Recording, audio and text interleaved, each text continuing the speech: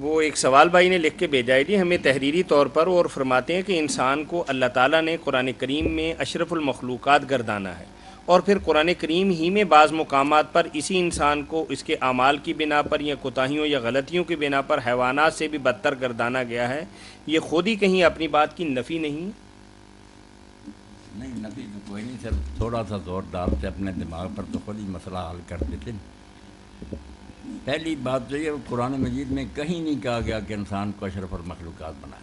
یہ جو کہہ دیتے ہیں نا، کہاں ہے قرآن مجید اشرف المخلوقات کا لفظ قرآن مجید میں کوئی بات نہیں آئی، بلکہ اللہ تعالیٰ نے وَفَضَّلْنَا عَلَىٰ كَثِيرٍ مِّمَّنْ خَلَقْنَا تَفْضِيلًا اپنی بہت سی مخلوق پر اس کو فضیلت دی ہے۔ سورہ بنی اسرائیل، کثیر مخلوق پر، یہ نہیں کہ سب پر۔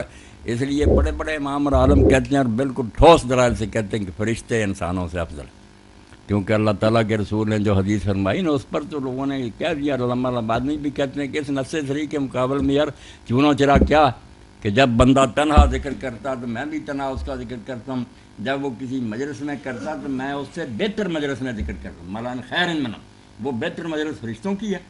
اس لیے فرشتوں کے مقابلے میں کوئی نہیں، قرآن کا زیادہ مخلوق کے مقابلے میں فضیلت دی۔ سن لو، جعلی باتیں دلوں سے نکال دو، فرشتے کوئی نہیں گھٹیا، ہم سے بہت اعلیٰ۔ باقی جو کہتے ہیں آدم علیہ السلام کو سجدہ کرایا، وہ کوئی دلیل نہیں کہ آدم علیہ السلام ان سے افضل ہیں۔ بعد میں آدم علیہ السلام کو جب ابلیس نے کہا کہ میں درخت بتاتا ہوں کھا لا، تو فرشتہ بن جائے گا، یہ کیا ترغیب تھی؟ وہ کہتے ہیں یہ فرشتہ تو مجھ سے ادنا، میں نیچے آ جاؤں کہ ڈی سی ہوتے ہوئے میں چپڑاسی ہو جاؤں؟ نہیں، وہ سمجھتے تھے کہ فرشتے اعلیٰ، اس لیے کہا کہ تو فرشتہ بن جائے گا، تو لالچ میں آ گئے۔ فرشتے بھائی اعلیٰ ہیں، وہ جھک گئے ہیں تو ان کی شاباش کہ وہ صدر مملکت ہوتے ہوئے بھی ایک ادنا آدمی کے سامنے جھک گئے، اللہ کا حکم سمجھ گئے کہ اللہ حکم دے رہا، ہم نے حکم دینے والے کو دیکھنا، یہ اس کو دیکھنا، وہ ان کی شاباش ہے۔ فضیلت کوئی نہیں، یہ نقطے ہضم کرو تاکہ قرآن کا پتہ چلے کہ آدم ان کے سامنے کچھ نہیں تھا، مگر وہ اللہ کا حکم مان گئے۔ جیسے کمشنر کو کہہ دے کہ بس یہ کلرک جو آپ نے اس کو سلام کرنا، تو وہ حکومت کا حکم مان کر مانے، شاباش ہے، وفادار ہے حکومت کا۔ بڑا امتحان رہا، ابلیس رد ہو گیا، اس نے یہی کہا مٹی سے بنا ہوا، گارے سے بنا ہوا، وہ نامراد اسی کو دیکھتا رہا کہ کس سے پیدا ہوا، یہ نہ دیکھا کہ حکم کون دے رہا۔ تو اس لیے کوئی قرآن میں نہیں اشرف المخلوقات آتا۔ جو فی احسن تقویم ہے نا، اس کا معنی یہ نہیں کہ ساری دنیا سے بہتر ہے، وہاں مقابلہ نہیں کیا۔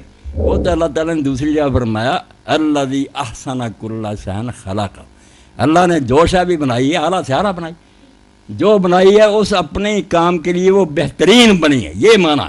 تو آدم سے بھی جو کام دینا اس کے لیے یہ احسن تقویم، جو سامان اس کو چاہیے تھا اس سے آراستہ کر لیا، عقل، شعور، سننا، دیکھنا، ہاتھ، پاؤں، جس ڈیوٹی پر یہ لگایا گیا اس کے لیے اس کی بناوٹ بہترین ہے۔ یہ نہیں کہ باقی لوگوں سے بہترین، وہاں کسی کا ذکر نہیں کیا گیا فلاں سے بہتر ہے۔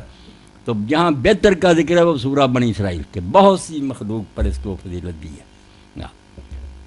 وَفَضَّلْنَا عَلَىٰ كَثِيرٍ مِّمَّنْ خَلَقْنَا تَفْضِيلًا۔ اور اب یہ کہتے ہیں کثیر کا معنی بول رہا ہے بناوٹی بات، کثیر زیادہ ہے، بس زیادہ مخلوق پر فضیلت ہے۔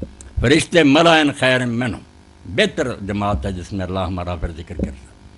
ٹھیک ہے جی، فیضی بس یہ سمجھنا تھا کہ جب قرآن میں جو وہ ہے کہ جب انسان کو پیدا کیا گیا اور اللہ تعالیٰ نے انسان کو علم عطا کیا اور پھر فرشتوں کو حکم ہوا انسان کو سجدہ کرے، حالانکہ انسان مٹی سے تھا اور فرشتے جو ہیں وہ نور سے تھے، تو اگر آپ اس کی وضاحت کرتے ہیں کہ وہ انسان کی کون سی خصوصیت ہے یا کون سی ایسی چیز ہے جس کی وجہ سے اللہ تعالیٰ نے اس کو اتنا برتر کر دیا، وہ کون سا علم تھا جس کی وجہ سے اس کو یہ رتبہ ملا، اور ہم لوگوں کو اس دنیا میں وہاں کیسے پہنچا جا سکتا ہے ہمارے لیے؟ میری بات جو میں جواب میں عرض کروں گا شاید آپ کے لیے کچھ بہت خوشگوار نہ ہو، لیکن سن لیجیے، اس لیے کہ جب آپ نے زحمت کر لی ہے مجھ سے پوچھنے کی، تو میں اپنی رائے بیان کروں گا۔ انسان کو اس سے کوئی بڑا نہیں کیا گیا، یہ در حقیقت فرشتوں کا امتحان تھا۔